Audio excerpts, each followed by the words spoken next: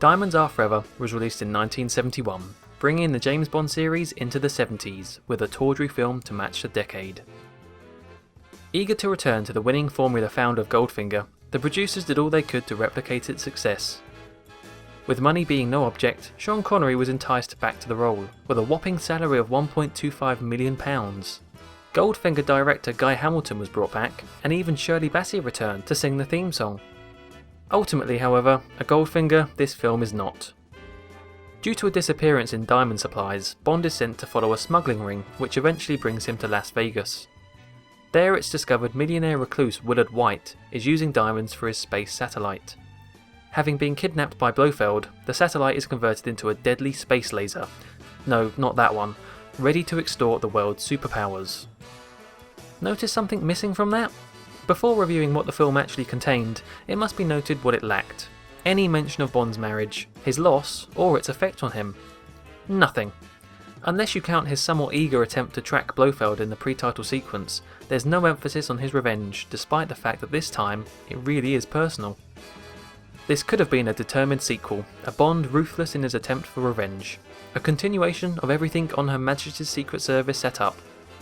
The fact Connery was well past his prime could have worked in the film's favour, a dishevelled Bond marred by emotion with a more cold-blooded nature, as seen in Dr. No.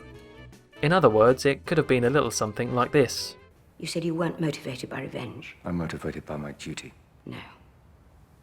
I think you're so blinded by inconsolable rage that you don't care who you hurt. When you can't tell your friends from your enemies, it's time to go.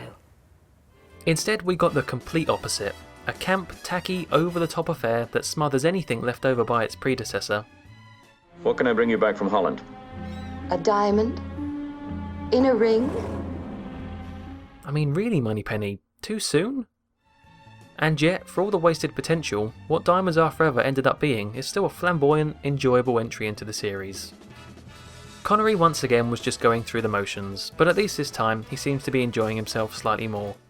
The fact he was no longer surrounded by relentless Japanese press might have something to do with this, or maybe it was the Vegas setting, which satisfied his gambling interest off screen.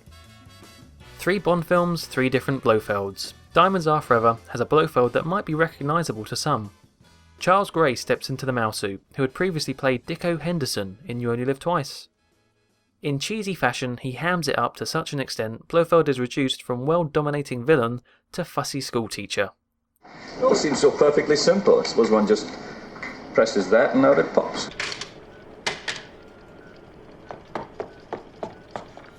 Put it back, Mr. Bond. Immediately. Despite being a Shakespearean actor, Gray commits to the role so well, delivering silly lines with such gravitas that he must be admired. Without him, the film would be a lot more dull, that's for sure. Tell them we surrender. This is not the madness. One more word, Metz, and I'll have you shot. Get back to your post.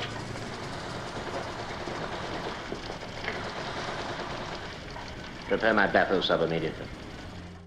Jill St. John's Tiffany Case, on the other hand, is flat out boring. It can be said her character begins the emergence of utterly useless Bond girls, ones who hinder more than help.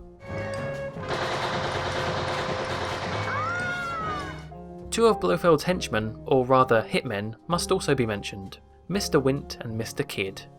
They are just plain weird. They linger through the film, murdering as they go, spouting out quips with eerie intonation. When you look at the pair, you don't think sadistic killers, but that's what makes the characters so effective. Oh, and they happen to be gay too, which makes their relationship even stranger at times. They're both aboard. I must say, Miss Kay seems quite attractive. For a lady.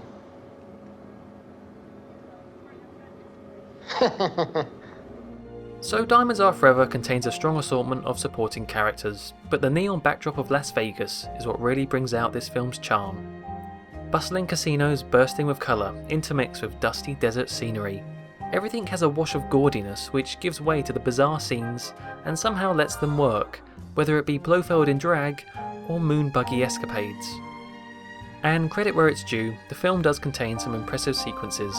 A cramped brawl in an elevator has whiffs of the train fight in From Russia with Love, and the Mustang chase through the strip trumps the climax of the film itself, even if it contains one of the most glaring continuity errors and even more glaring attempts to fix it.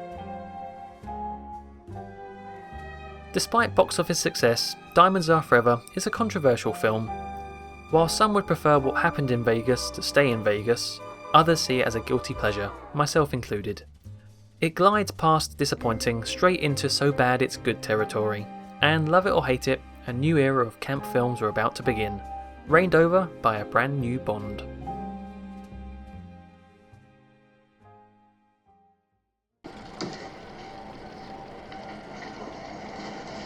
Bitch.